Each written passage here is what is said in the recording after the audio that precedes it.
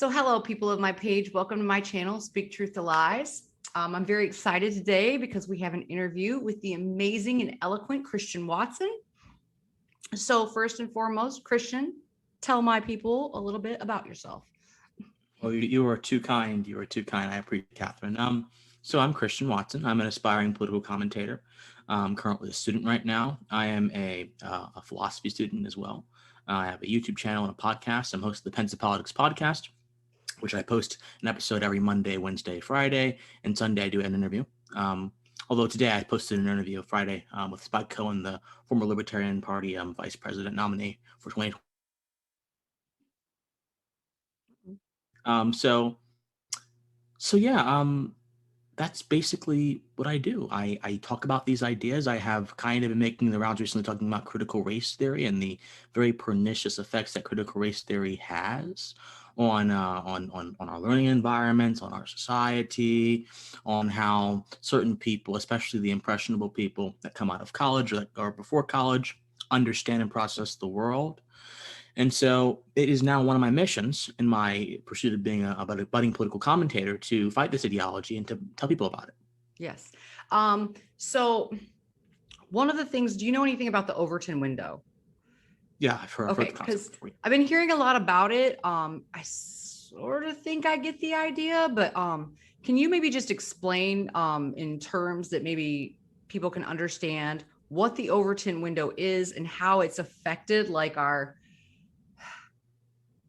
political environment? Because one of the videos that I made, I tried to explain that the Democratic Party of today is not of yesterday.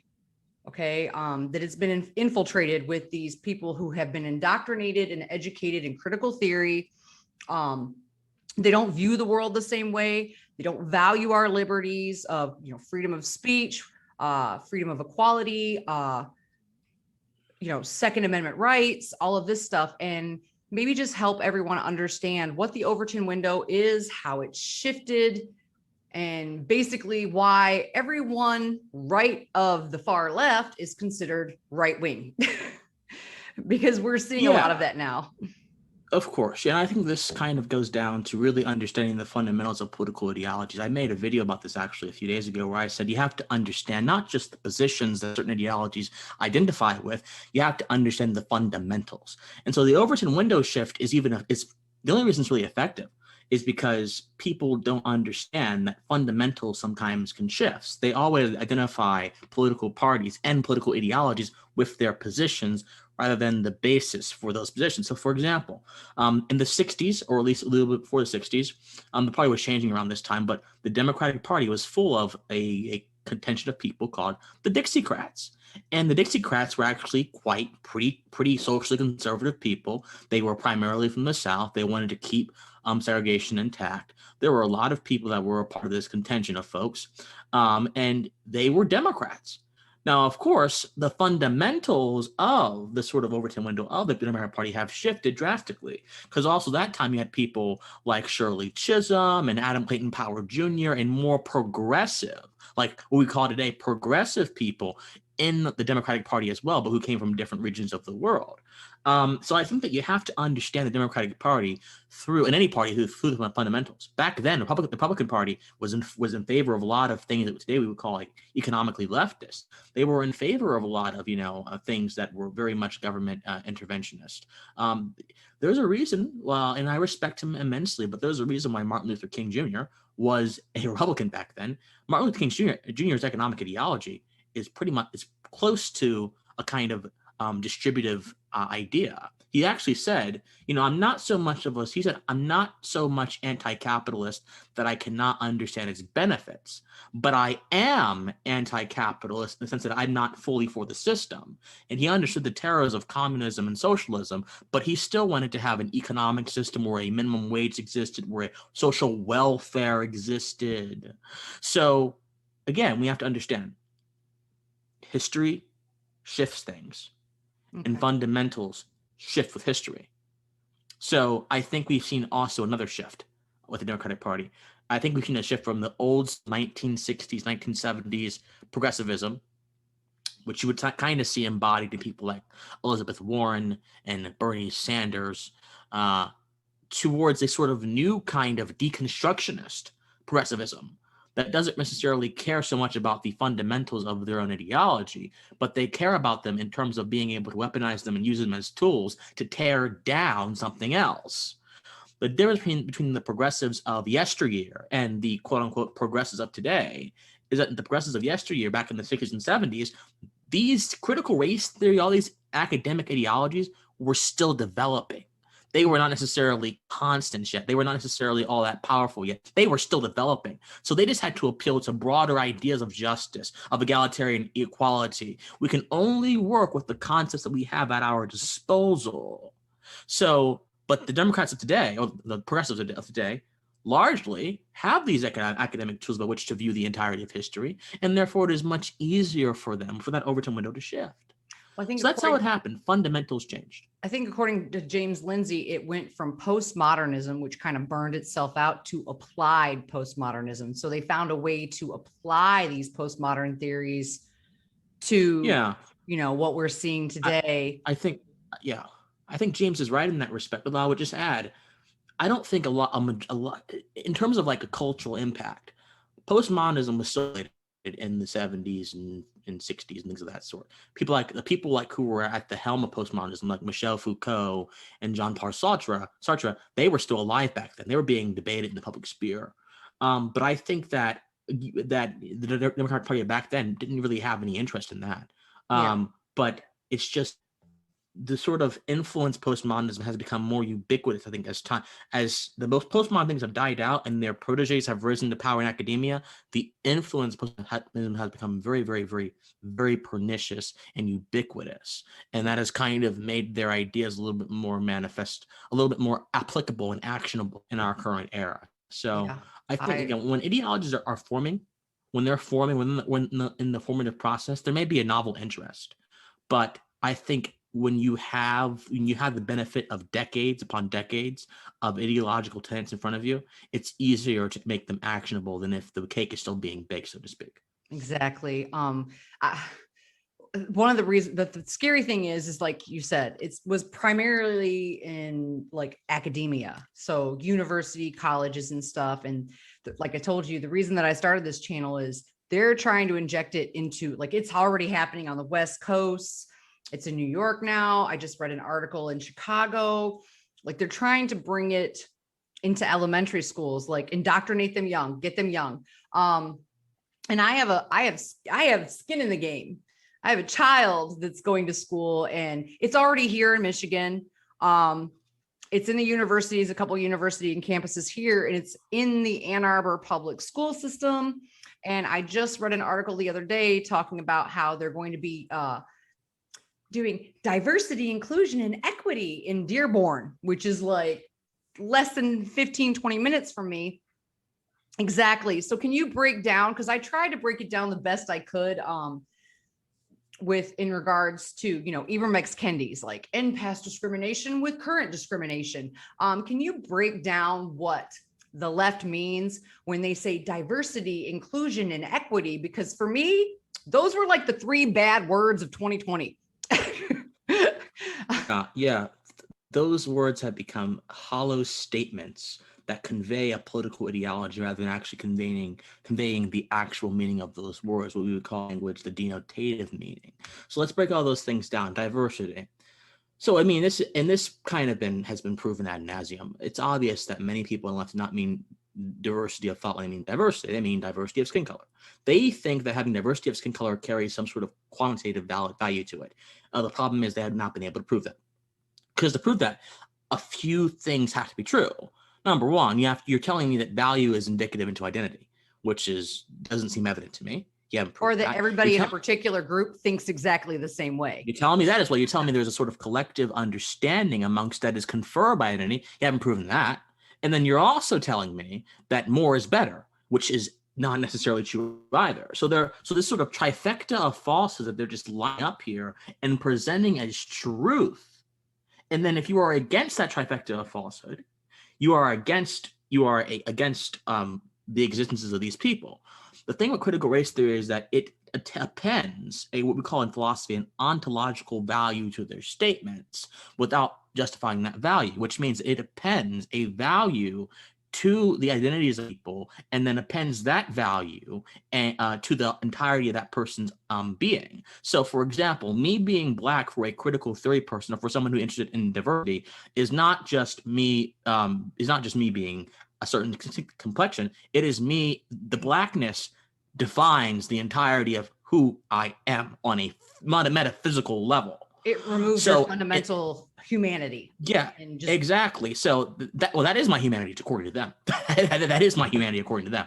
So if you oppose the sentiments of diversity, if you have that metaphysical understanding, then that means you oppose my life as a human being.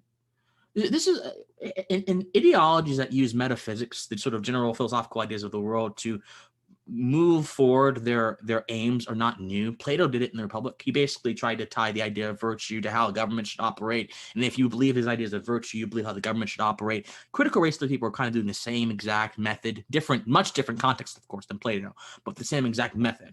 So that's the diversity thing. They make it a issue of being, an issue of life, and then stultify, sterilize argument whenever you bring it forth, because it's about life. It's not just about opinion at that point. And opinions, according to these people, I had this argument in academic debate, actually. Opinions, according to these people, opinions can cause erasure, and therefore opinions about lived experiences and existences should be kept under wraps. So the idea of diversity is not what it would mean in the scientific concept, as in having a wide variety of different species or different variations of the same species in a certain area, heterogeneity. That's not what they mean by diversity. They mean a socially, artificially constructed idea that appends identity over my entire being, and that defines my humanity solely in relation to my social position. So this is where the theorist Michel Foucault comes in, because Michel Foucault very much believes that power in society very much defines our experience as the human being. Michel Foucault has a not a theory. It was in a book of his, the Panopticon theory. The Panopticon theory is that we are surrounded in the invisible structure that we are imprisoned in, and people think they are free in this structure because we can see each other, when we can see ourselves in the structure. That structure for Foucault is power dynamics. That structure for Foucault is power and privilege. So that's the kind of thinking that this diversity idea is embedded upon, at least the justification for it is embedded upon. So the inclusivity is the same kind of thing too.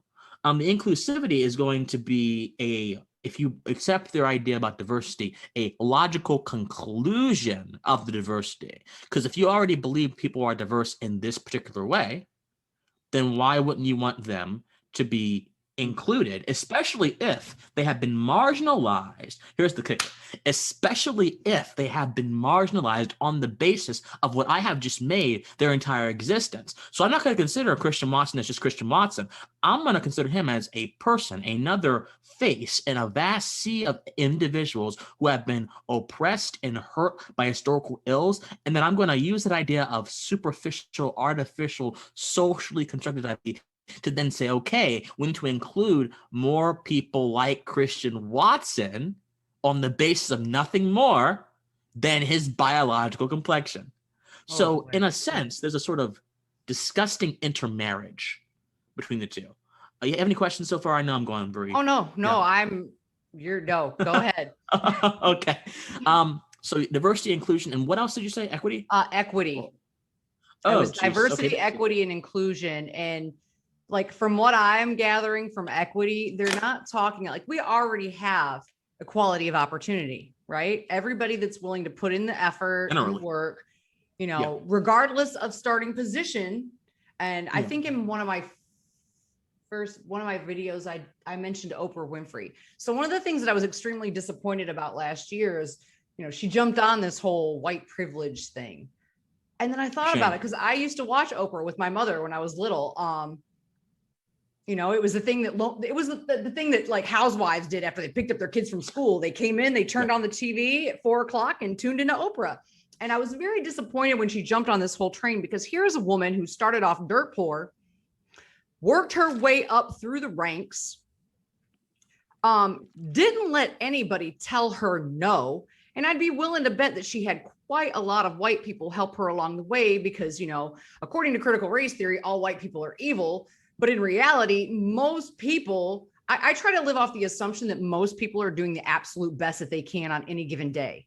I try not to assume the worst. Even if they're rude to me, I'm like, okay, well, maybe they got something going on in their lives. And I don't take it personally. But she went out and bought into this whole thing. And I kind of feel like people like her and even Obama came out and bought into it. I kind of feel like basically what they're telling the Black community is, we used these things to get to where we are, and now we want to deny them to you. It seems a little hypocritical, I guess. Like one of my channel name is, Speak Truth to Lies, Hypocrisy is Everywhere. I can't stand hypocrites. And I found that they presented a unique opportunity to come out. They wanted to blame everything on Trump. Trump's instilling division. They had an opportunity to come out and create unity by saying, no, this isn't the case. If you do this, this, and this, you can be successful. And I don't know. Equity is not like, they're looking at equity as it's equality of outcome. Right. And no. Right. Is that what it is? I mean, because I don't feel like that's even possible from a realistic perspective. So they're using the idea of equity to promote this almost egalitarian sense of fairness in outcome. Right. Okay. So now the thing is, I don't think that the idea of equity that posits fairness of outcome necessarily wants equality of outcome. Because guess what? Even like Kamala Harris did this choice video, like, okay, here's the difference between equity and inequality. There's a difference in their parlance. So let's say this was the premise of affirmative action. Let's say there is a person who belongs to a so-called marginalized group, and that person has had hardships in their life supposedly on the basis of that fact. The equitable outcome between that person and someone else would be to anoint that person and put that person to a certain position or to a certain manner of social standing that would give them the power that was taken away from them prematurely by these sort of factors outside of their control. So equity is not about equality. Equity is actually the exact opposite. It's about pursuing fairness, even if that means the death of meritocracy. So imagine this case. So we started with the diversity. The diversity defines me as my biology. It makes the whole of my humanity a compilation of social incidences. The inclusion then tries to get me involved in certain things on the basis of this false misunderstanding of my being. Then the equity is like, let's say the diversity is the roots, the inclusion is the tree, and the equity is the branches that move and actually do. The equity is how you actually do it. The equity is how you actually implement the two other premises into reality. So it's a structure almost. That's probably a bad example. Okay, let's say, diversity is the wheels of a construction car. Inclusion is like the structure, and equity is like the wrecking ball. That's basically this machine here. Okay. So that is what's going on, in my opinion. And so it's a very sophisticated rhetorical device that they've constructed, and they are now implementing it into the universities with these diversity and inclusion offices. Hey, I'm going to tell you a story. There was a diversity inclusion office put in my school, and I actually wanted to write about it in the school newspaper. This is before I had a channel and a podcast. I said, hey, let me write about it in the school newspaper. And they were like, okay, you can do it. I wrote a piece about it, about an 800-word piece about it. And it was basically saying, we don't need this. The editors rejected the piece because they said, look, Christian, it's a well-argued piece. It has facts in it. But how can you make a statement about the Office of Diversity and Inclusion when it doesn't even exist yet? I'm like, let's see. The dean did a press release about it. There was like a 2-page mission statement. The director of the office, or the student-to-be office at that time, has done a press release about it. I have enough substance there that I can critique in the hopes of making this idea not become a reality. It's like, why would you criticize legislation before it's law? Because I see it's bad legislation. Exactly. Exactly. And that's how I've lost a lot of friends this past year. little bit of my story is on June 2nd, I will have 3 years clean from addiction. And congratulations, dear. Congratulations. Thank you. One of the things that I found, especially last year, like when this whole thing started and we all got locked into our houses, like I never paid attention to politics. I could have cared less. I was like, whatever. Never had an opinion one way or another. Had primarily always voted Democrat. And when this whole thing happened last year, like, obviously I'm forced in my house. I'm forced to sit and watch the news. And one of the things that I started paying particular attention to is I started watching Trump speak. But then I would start going on my Facebook feed and I would start noticing like all the news articles and how they would twist his words and what he would say. And my husband had already woken up a little bit before I did. So I was like, that's not what he said. But then I started paying attention to other things and I saw a lot of this stuff coming, and the reason that I voted for President Trump this last election, wasn't because I was crazy about him. I did like his policies, a lot of his policies. But, he was bombastic and loud and obnoxious. And sometimes I wish he would have just shut up, like, stop tweeting. You're making it worse. But I knew with every little thing that I was reading and following, and I was already taking the red pill, like, red pill, I explained in one of my videos, taking the red pill, it doesn't automatically make you a Republican or conservative. It just means the veil has been lifted and you see the nonsense. So I started seeing the nonsense. And I couldn't in good conscience, because I knew if Biden got in, I knew that this right here, this whole CRT and everything, it would go rampant. And it has taken off with such a speed that I'm terrified that we're not, even though we're speaking out against it, we're not going to be able to do anything.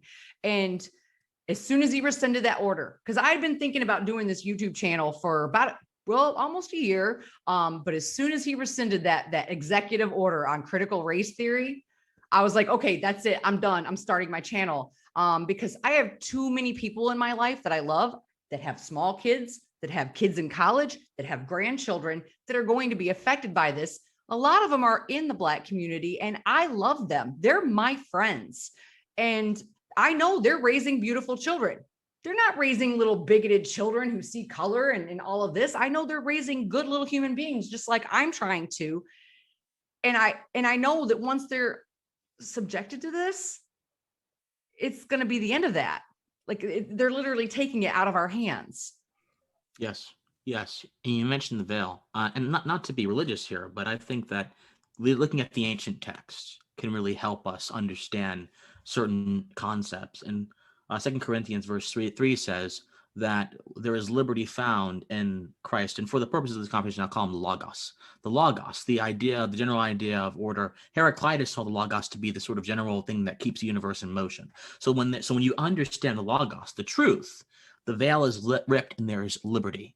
So I think walk away is simply the extension of a sort of revelation that people get. A revelation, and people are like, well, you have to be, you're a Trump supporter now. There are people in Walk Away who are not Trump supporters. Yeah. None of them are, because hey, they happen to like his warring against these cultural forces, and that's a good reason in my opinion. But there are many of them who think that Trump is a little bit doesn't have enough tact, doesn't do that, doesn't do this, and that's accepted as long as you understand the lunacy of the left right now, willing to fight against that. You're in the walkaway group, and because it's an emotional experience when you have been subjected and conditioned to believe so many lies about the other side for years, and then you say, look, no, they actually are human beings, the Republican Party. They actually are people who have feelings and who have moral codes and systems. They don't want to kill grandma because they want to revitalize or reform some systems of social welfare. They don't want to go out here and destroy, destroy poor people because they want people to have personal responsibility. It's a matter of simply awakening and understanding that the reality you've been spoon-fed is bullshit. Excuse my language. No, it's fine. It's fine. I actually told my friend that today. I was like, just imagine, just for 1 second, just try to imagine if the news media outlets had covered Trump in the manner that they're covering Biden. Yep. And how everyone's outlook on him would have been completely different. Yep. he was labeled a racist before he even became president. And that's funny because back in the 90s, rappers used to talk about Trump and exalt him. And now all of a sudden he's running for president and he's a racist. I'm like, prove it. Prove it. Exactly. Don't you think if he was such the white supremacist, racist POS that, you know, they claimed him to be, don't you think people would be coming out in droves to speak against that?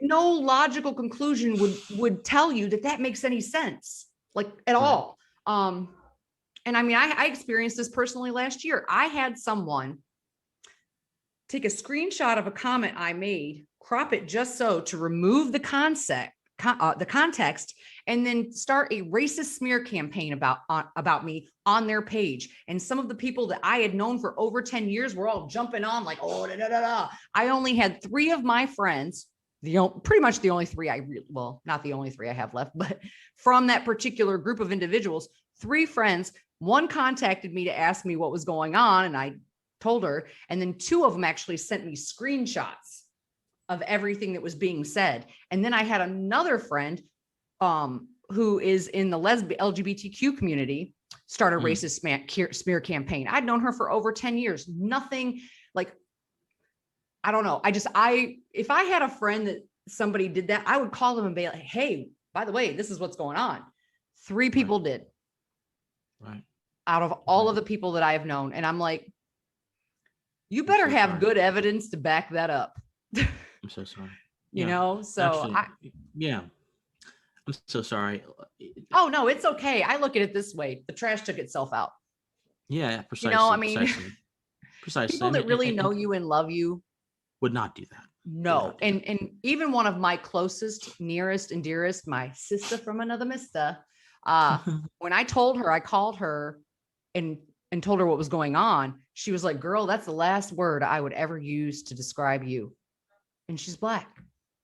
Right. These were my white friends that were attacking me. I have been called racist by my white liberal friends. And I'm like, hey, I've been called Uncle Tom. I've been called, the C word. I'm not sure you know what the C word is. I know what it is. Trust me. I listen to Candace Owens, Larry Elder. Conservative they've all been hit with the same thing. I know exactly what you're talking about. They've been hit with the same exact thing. And I assume as I continue to grow in my career, I'll keep getting this kind of insults. But I don't let them bother me, because I understand that it is a reflection of a depraved sense of values within themselves. Sometimes when people don't have a proper sense of themselves, they don't have their own life figured out or their own life in order. When they're in chaos, they will try to project and fling that chaos onto you. So I don't even get angry. Made a video about that too. Yeah, I don't even get angry about it. Nope. I don't get angry about it. I just look at it and I say, you are a broken human being. If this is how you get your kicks, you are a sad. I'm gonna hope that you get okay. Mm-hmm. That's how I looked at it. Now, some people are just assholes. Some people are just very rude people. Some people are just that, and those kind of people, I don't know if they'll ever find any real satisfaction in life either, because their anger is gonna run out eventually. But I think one can hope. I hope so. At least sometimes sometimes they're emboldened by audiences that kind of fuel their anger and give them money to be angry. I won't mention names. There's big money in racism. Like if we can stir the cultural pot and we can reinvent racism, there's big money in that too. So, one of the things that I really, really oppose is that I told you I'm an educator. Yeah. And the bulk of my students are of the ethnic persuasion. And we're talking amazing and beautiful women. And the thing that upsets and angers me most is like critical race theory, with this whole you're oppressed, you're an oppressor, and all of this and the victimhood mentality. I'm angry because that's not what I see when I look at my students. Right. I see this amazingly brilliant group of beautiful survivors, women like me that are just struggling on the day-to-day to raise their families and better their lives through education. And when I hear this CRT BS, almost said a bad word, it makes me angry, because it's like, what are you talking about? Like, who do you surround yourself with that you would even see validity in this concept? Right. So, so one of the things I wanted to talk to you about, because I watched one of your videos about it, but Yeah. So there's a lot of calls right now for termination of speech, particularly speech from conservative voices. The Democrats are contacting cable news networks like directly. Yes. And trying to get certain networks pulled off the air. So yes, like One America and Newsmax. Yep. Yes. Can you please explain to people like why free speech matters, like why it matters, and like why the calls for speech being either speech laws or speech being suppressed, why is that dangerous? Well, because we operate, so in the world, we operate with concepts, and concepts are conveyed through the expression of thought. If concepts are conveyed through the expression of thought, and we operate in the world through concepts, if you get rid of concepts, if you get rid of the expression of thought, we have a limited number of concepts that we can operate with. Hannah Arendt, who was the great political theorist in the 50s who wrote about totalitarianism, she would say this can lead to the sort of magnification and the adulation, the exaltation of a certain idea over many others, which can reduce the individual's role in society and reduce their being and collapse them under a single notion, and therefore cause totalitarianism. I think the truth is general in a universal sense as well. If we don't have those concepts to operate with and the freedom of thought to refine those concepts and reevaluate those concepts whenever we may need to, or even to make those concepts generally more expandable, then we're not really living and operating in the fullest, richest sense of the world. We're getting an artificial world, an echo chamber, if you will, that we operate in. And eventually, if we have enough people who are operating in an artificial world, when the real world hits them, they will have no idea what to do. So just on an epistemological level of knowledge, being able to understand the world that you operate in, being able to understand this mortal coil we call a body, the freedom of thought is dispensable. Now, of course, there's the old line about, hey, if you don't know bad ideas, you can't fight them. That's true too. That's a good idea. But like, no, this is bigger than this. This has to do with our existence. It's not just a political or a strategic thing. This is a thing about existence. Yeah. So, One America, Newsmax, I'm not going to say that I agree with them all the time. I think they have some good stuff on there. I think sometimes they go a little bit off the apple cart, but they have the right to exist like any other news network does. And guess what? The reason why One America and Newsmax actually exist in the first place is because the mainstream media is so overflown with nonsense and pandering and subjective musings. And a good majority of the country, about 70 plus million people, are being attacked and assailed constantly by the intelligentsia and their pretension by the political class who thinks that they know best and can dictate to them the contents of their own mind. So all I'm saying is, I'm trying not to preach. Sorry. No, it's fine. All I'm saying is, there's a reason why One America, Newsmax, and other alternative media sources and people like me exist, because the crap we're getting, mainstream media, is nonsense, and we want more. We want more information. We want better information. We want actual journalism. We want things that are not good. Right?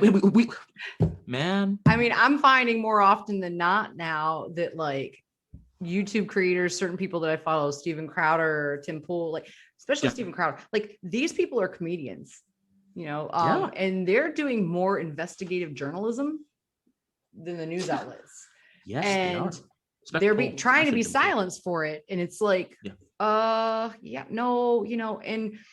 it's funny because I don't know if you know who Tom McDonald is, but there was one line in one of his songs that says, there's a difference between hate speech and speech that you hate. Yep, that's canceled. And I think that idea has been conflated because I think I've gotten into back and forth and debates with people in Facebook threads, and they're like, yelling fire in a theater. I'm like, okay, first off, we have laws to protect against that. We also have laws in regards to inciting violence.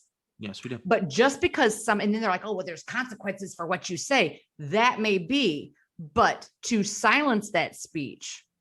Okay, so I try to explain to people, free speech doesn't protect speech that you agree with. It was written and designed to protect speech that you don't agree with. Right. And the SPLU or SPLC, Southern Poverty Law Center, one of the biggest organizations. Like they used to protect that. And now they've been infiltrated. Yeah, well, SPLC is one of the biggest smear organizations in the history of the country. It's a shame. So back in the 70s, the SPLC actually came out. Morris Dees and another guy, I forgot what his name is, Morris Dees. He was a civil rights lawyer in the 70s. He decided, you know what? The Klan is out here. They're torturing black folks. They're harassing black folks. There are other neo-Nazi skinhead groups out here doing the same thing. Let's go get restitution for the African Americans who may not be able to afford legal representation in the South. That was the original concept of the SPLC. It has now turned into like a hate watch thing, hate group monitoring. We're going to call people patriot, like we're in patriot militias, hate groups. People who simply love the country and wield guns, they're hate groups now. Oh, we're going to feed the mainstream media our hate watch profiles and try to smear individuals who hold rightward beliefs as being hate mongers. Oh, it has turned into a fully fledged, highly operational, well-oiled smear operation. Yep. And it depresses me because the SPLC has hundreds of millions of dollars just sitting in their bank waiting to use it for this crap. Yep. And they're not even giving back to the communities that they're supposed to serve to. They're not giving back to the African-American communities. They're not investing. I don't see the SPLC out there investing in the poor communities that are in Birmingham, I believe, which is where their headquarters is. I don't see them out there doing it. Nope. I see them sitting up in their tower and their skyscraper and putting a bunch of crap out there to the media and smearing people. Yep. And not doing anything else. So exactly. The SPLC is the greatest disappointment of the last century and this century. Well, unfortunately, it's happening to all of our institutions. I mean, they're getting into everything, and money is being funneled in for these diversity, inclusion, and equity like initiatives. And it's like, okay, I read an article the other day about $5 million being injected into interior design by some woman doing diversity, equity, and inclusion. And I'm like, okay, what does that have to do with, Let me tell you. It's certain ideas are reflected by the structures that we live among. Certain ideas are reflected by certain buildings, certain roads, certain signs. This may sound crazy. I think these people want to infuse their ideas into the earth by building certain buildings and having them resemble their ideology. There's an entire part of this called postmodern art. I'm sure you might be somewhat familiar. I think they're taking the same principle that postmodern artists use, and they're trying to create more structures and buildings that may be residential buildings or even commercial buildings that have social justice themes in them. They're trying to infuse their ideas into the earth to give them permanency. That's my opinion. This may sound crazy. It doesn't sound crazy at all. I mean, they're trying to instill it into our children. That would be a sense of permanence. Yes. Especially. When you can go into kindergarten class, like some of these schools are doing, and teach children about intersectionality, which I call the oppression Olympics. Where do I fit on the oppression Olympics hierarchy? When you can go into a school and teach young, impressionable minds, you're oppressed, I'm the oppressor. First off, I try to think like, what kind of psychological damage do you think you're going to do to a child? Like just for example, like I said in one of my videos, imagine if a young Oprah Winfrey, dirt poor young Oprah Winfrey was taught this nonsense in elementary school. And they told her, you're oppressed. No matter what you do, you're oppressed. Do you honestly think that we would have the Oprah that we have today?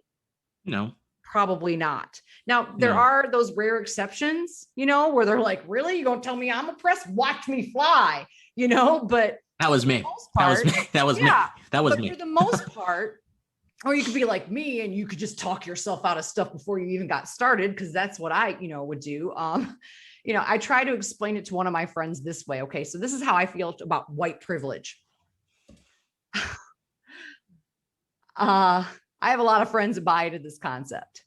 And I basically, I made a video, but I didn't post it because this is how I feel about white privilege. If you're white and you claim you have privilege, you might as well tell the entire Black community, yes, I am indeed better than you, based off of an immutable characteristic that I have no control over. I reject that label. I will not buy into it. If you want to talk about privilege, we can talk about socioeconomic privilege, class privilege, things like that.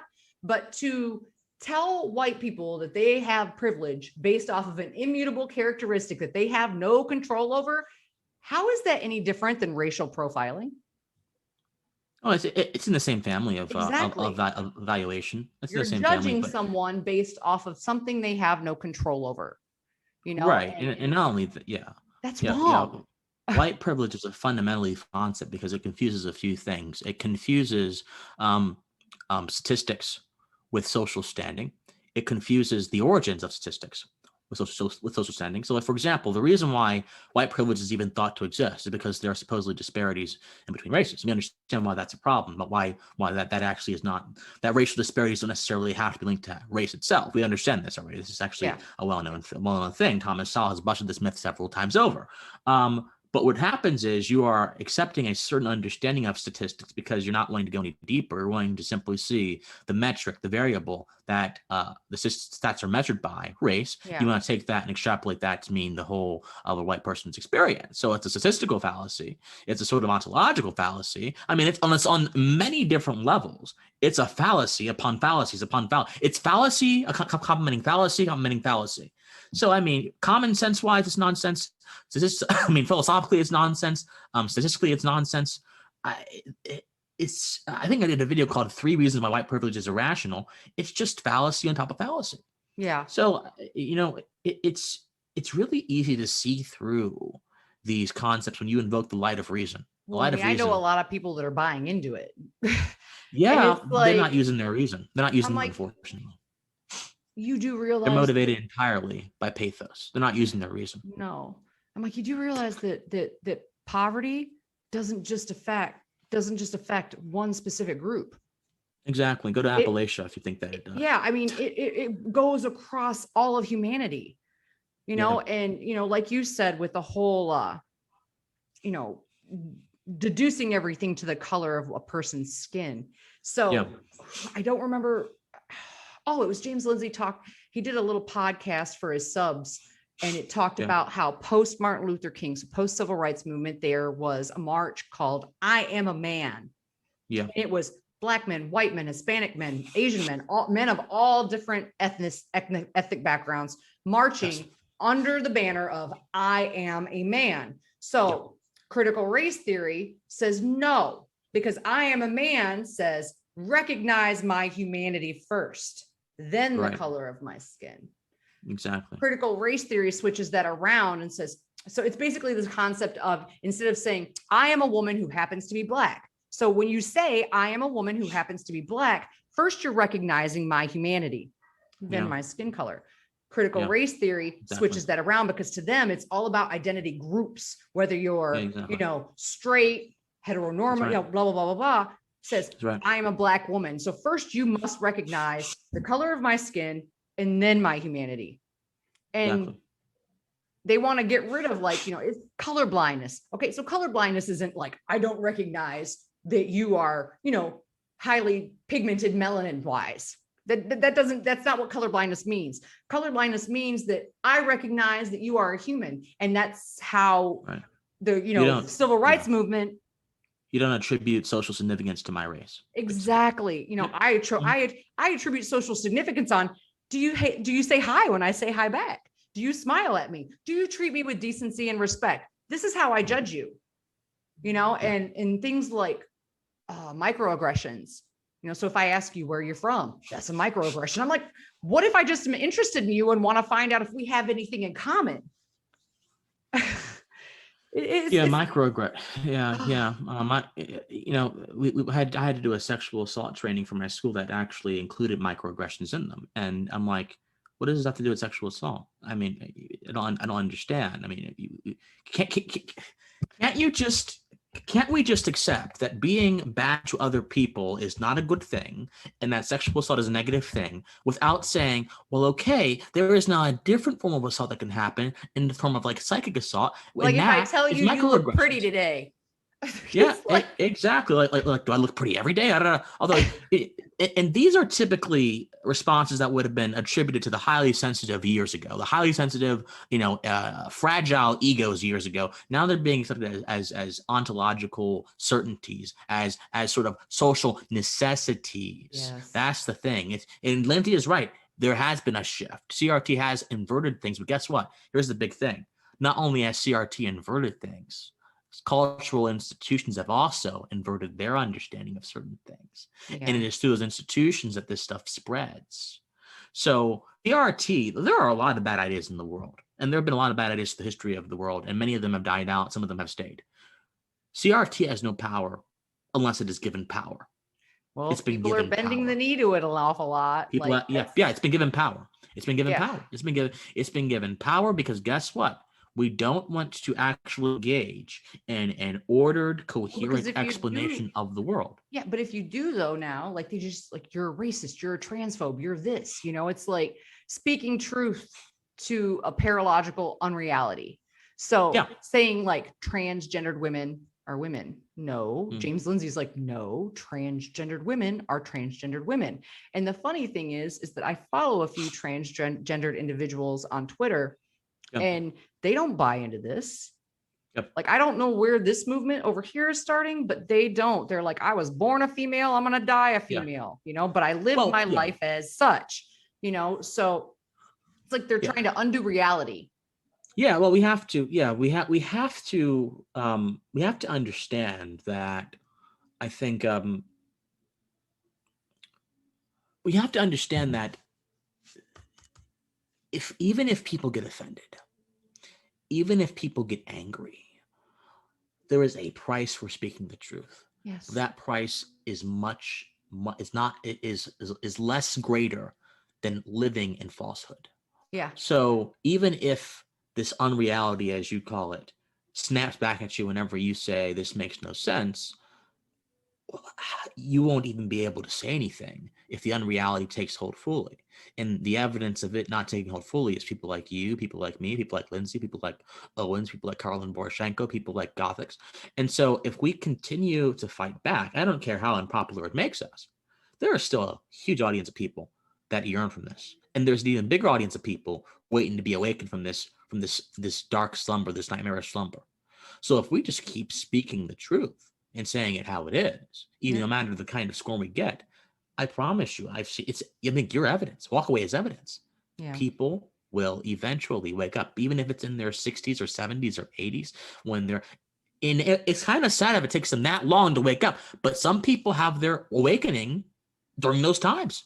Yep. Some people were lifelong Democrats until like their 60s and like, you know what? I can't do this anymore. Yeah. But better late than never. The truth is always a receptive force. The truth will never reject you. The problem is people reject it. Yes. Jordan Peterson says the truth will lift you out of your darkest, like lying to yourself is one of the most egregious things you can do. And right. I tried to tell one of my friends one time, like with this whole, like feeding the entire, what they do, like trying to convince Black people that they're victims. Jordan Peterson in an interview one time said that he could not think of a more insidious way of enslaving an entire group of people by convincing them that they are victims. Mm-hmm. And I tried to explain it to my best friend this way. So again, I'm in recovery. Well, in active addiction, I played the victim. I blamed everybody. It was everyone else's fault because I was addicted to drugs. I ruined relationships. I tried to ruin my marriage. Thank God my husband still loves me and is still around. But, I blamed everyone else instead of who the blame lied with. No one made me do those things. I did those things to myself. And addiction is a mental disorder. It's not the drug itself. It's the negative feedback loop and the thought patterns that you get stuck in your head with that cause you to go out and seek out said thing to numb those feelings. Yeah. And until I got better and started realizing like, no. And one of the best pieces of advice I ever got sitting at the tables was one time a girl was talking and she said, every day when I get up and I look at myself in the mirror, I point at the mirror and I go, you are the fucking problem. And I can't tell you that literally, I said that to myself every day for a year. And now every time I start going up here, like, I'm like, I just tell myself that automatically, like, I'm the problem. If I start looking at things in a negative view, it's me, it's not somebody else. Just like you said earlier about when someone says something negative towards you or about you, it's Exactly. more about them than it is you. Exactly. So I live by that now, Exactly. you know, Brilliant. but it's brilliant. That's brilliant. No. And you liberated yourself of that mentality. You liberate yourself of that mentality. There are so many people who just stay. They'll stay in one spot because, again, they have it's the matter of having a single value over your head, a single value over your head that keeps you down. Yep. In this this is indicative in the name of the critical race theory idea. Critical race theory. They see everything through the lens of a social category. That's a single value. That's a single value in a multi-value world. That's already the problem right there. So just on a conceptual level, it's destined to meet some shortfall. Because guess what?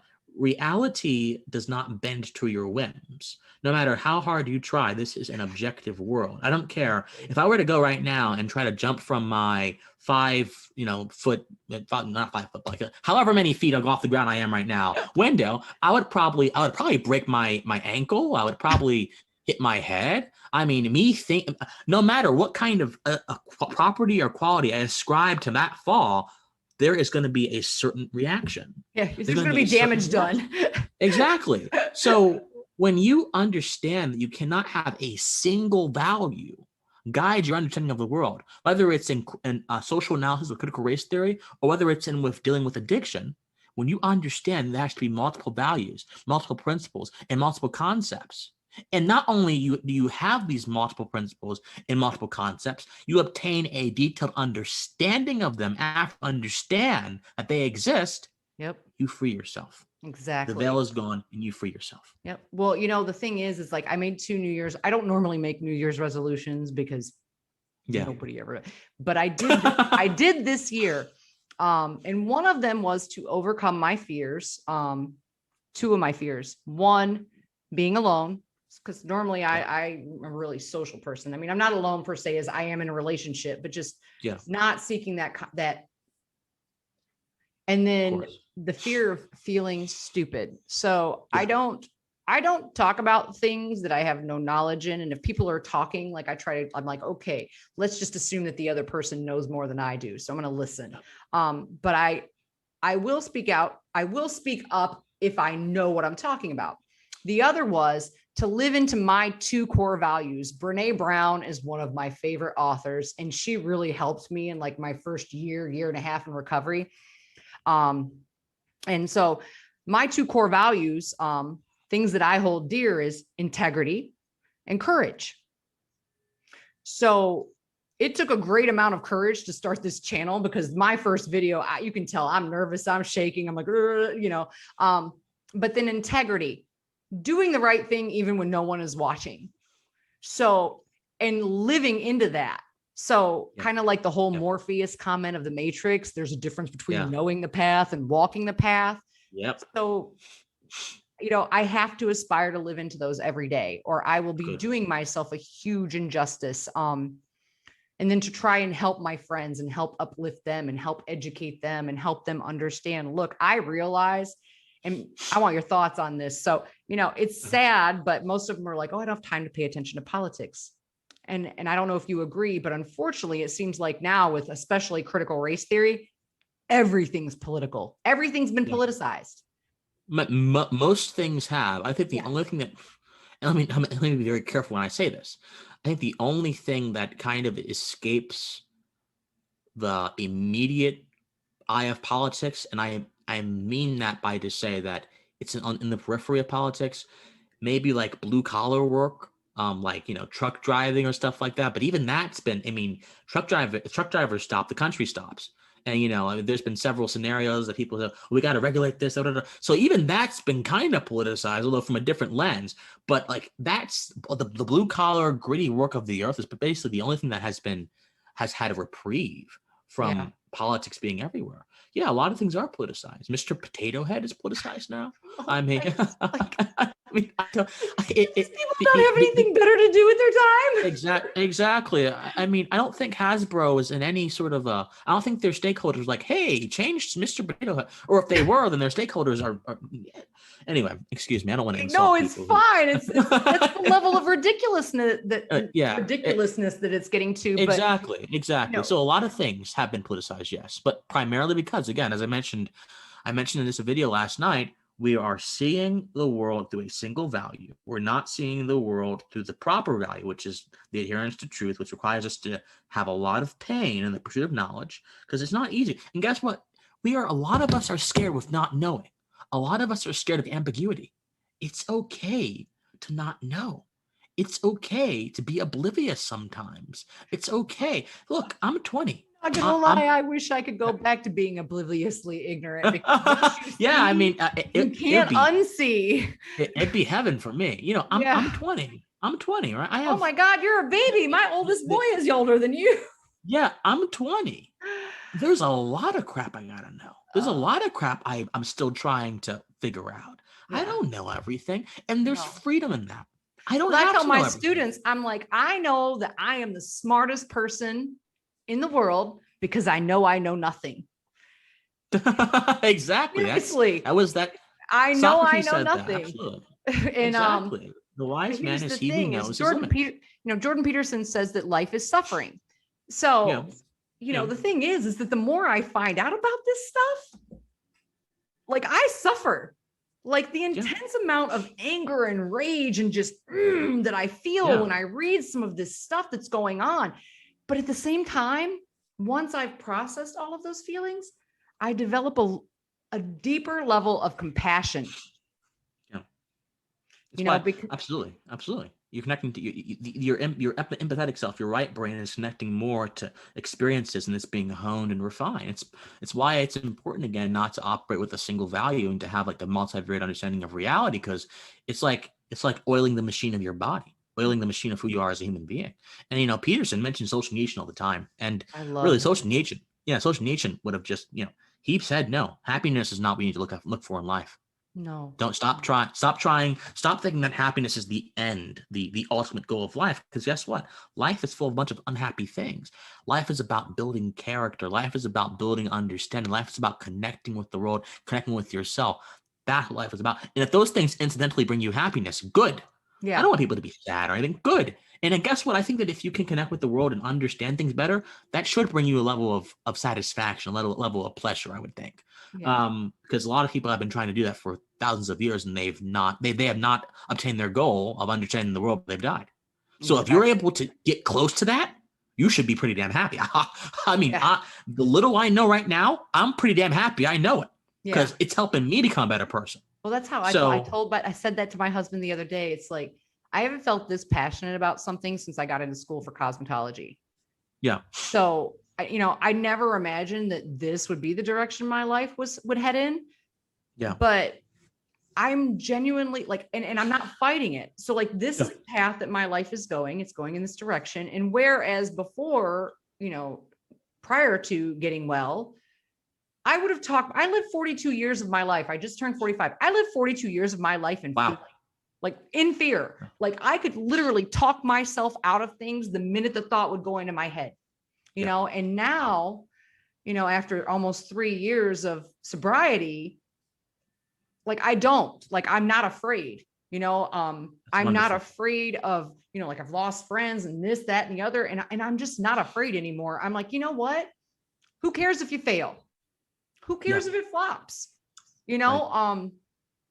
As my students, if I can make a difference in one person's life, I've done my job.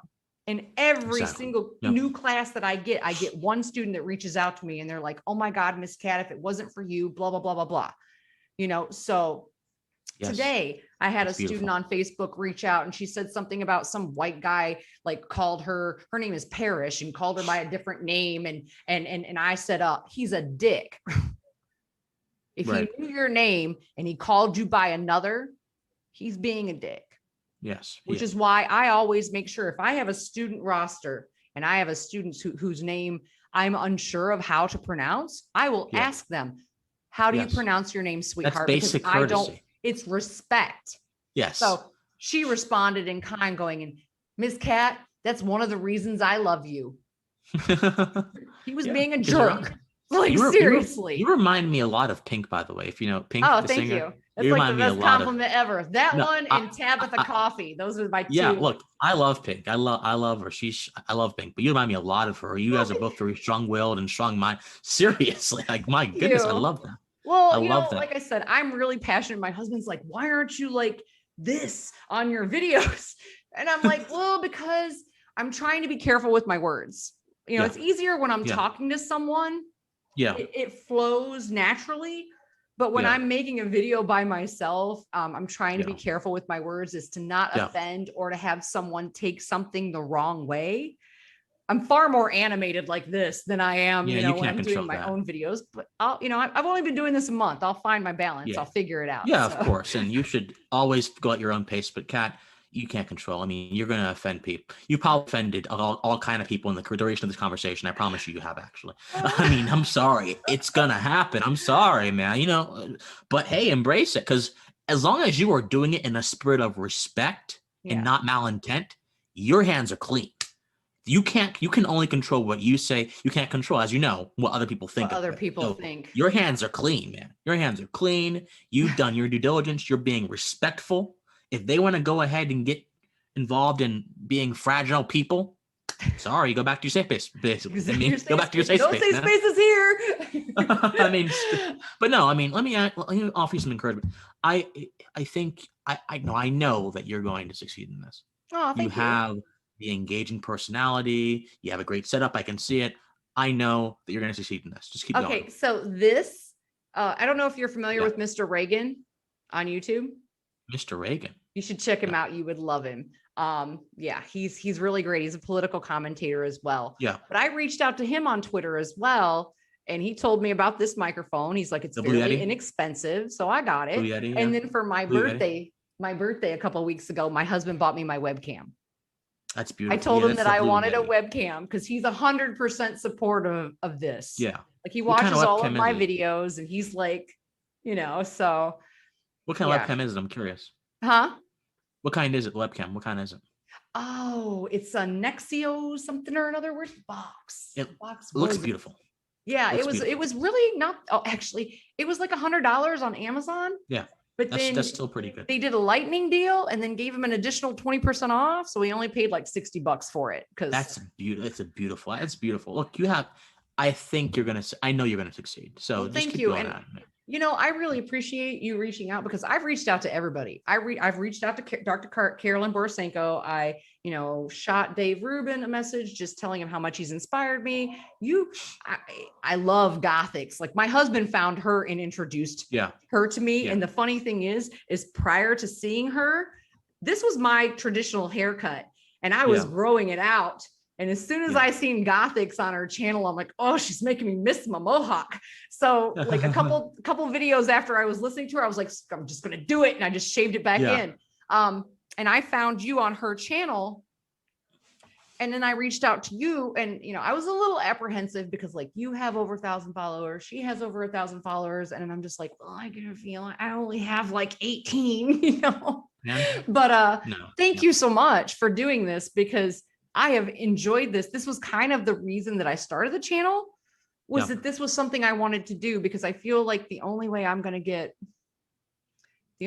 am going to grow my intelligence and get better at doing this is to discuss these ideas out loud with other people, and I think I'm going to reach out to another person that I think, because this whole Equality Act that just passed in the House. Yeah. Oh my. Yeah. They've been trying to do this for years, man. I've been opposed since the first iteration of this bill. Well, I read the bill today, and then I read the breakdown of it. And I follow Buck Angel on Twitter, and he is vehemently opposed to this. Yeah. Like, because this bill hurts kids. Yeah. He has a child. He had a child before he transitioned. He has a grandchild, and he is vehemently opposed. And I'm thinking I might want to reach out to him and see if he would like to discuss like after, like this, because I'll give you some more encouragement. A month or so ago, when the new year began, I had something like 500 subscribers, maybe 600 subscribers when the new year began. And my Twitter was even lower. And it's just, this has been an interesting journey for me as well, because only recently am I beginning to get a lot of traction. I mean, only recently. I mean, in January, I was able to interview Marianne Williamson, the Democratic lady, and one of the most progressive women in America, Oprah's former spiritual advisor, and then Scott Baio, Chachi was in charge. Him, I was able to interview both of them on my show. I had been trying to get them for a year. Oh, wow. I had been begging them. I had been asking them.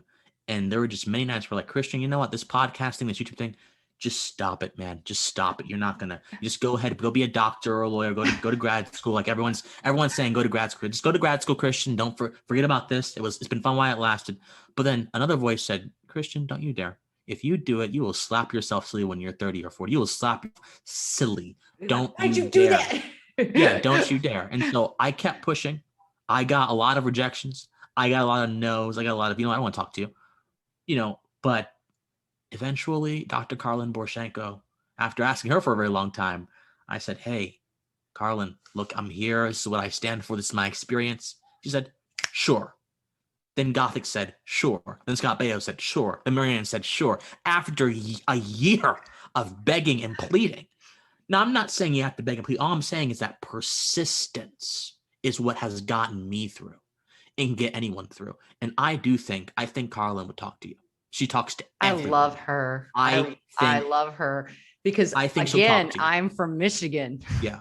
She did an entire series of videos on our Shiza governor. Yeah. Oh, Whitmer. Oh my Jesus. Yeah, I made. I call her Whitler. Whitmer. She did an entire. That's how I found her. Declaring racism a public health crisis. That's how I found Dr. Carlin. She did an entire, it popped up in recommendations, and she did a whole series of videos on our governor. And I was like, this woman is amazing. Yeah, no, Carlin has been such a kind, we're personal friends now. She's been such a kind lady to me. I mean, she's been so kind and open. And I think you keep reaching out to her. And if need be, I'll help out if I can. But I think you keep reaching out to her, because she will talk to anyone. And if you have an interesting thing going on, and you do, these people will talk to you. So please keep going. Do not stop. Please keep going. I'm very excited to see how your channel does. Hope you like my channel as well. I love your channel. I listen to all of your videos every time they pop up. I'm like, oh, what do you post today? That's so nice. Yeah, it's a blessing. All right. Well, thank you so much for joining me in this. I hope, I'm really hoping that maybe some friends of mine will look and listen to a different perspective, because maybe they just think I've been really political, and I think some of them are getting a little about annoyed. It. I mean, I started a Facebook page for my YouTube channel, and a lot of my at least 20 of it joined it. So and I've been posting all over that this interview is going on today. So I just want to thank you for your time. I really appreciate it. No, I love it. And I will come back anytime you just ask me. I'll come back. All right. Sounds great. Right. Thank you so much. And remember, everyone, hypocrisy is everywhere. Speak truth to lies.